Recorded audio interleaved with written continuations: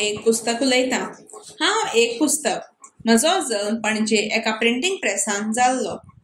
म्हजें मुखावेलें पान सुंदर आशिल्लें।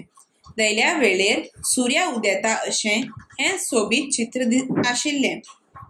कोणूय पळयतकच भुलूसून वचपा सारकें हें चित्र दिसतालें। म्हजें मोल फकत 100 रुपया आशिल्लें। सगळ्या दुकानांनी दुसऱ्या पुस्तकां बरोबर म्हाका व्हडा प्रमाणांत मागूंक लागले। पूण सगळ्यां भितर हांवूच उठून दिसतालें। एक दीस एक गिरेस्त मनीस त्या दुकानार आयलो। ताका वाचपाची खूब आवड आशिल्ली। ताणें म्हाका विकतें घेतलें। ताच्या घरांत खूब पुस्तकां आशिल्लीं। 2 दिसां भितर ताणें म्हजीं सगळीं पानां वाचून काडलीं आनी एक मेजार म्हाका दवरलें। ताचो एक ल्हान चलो खूब मस्तो।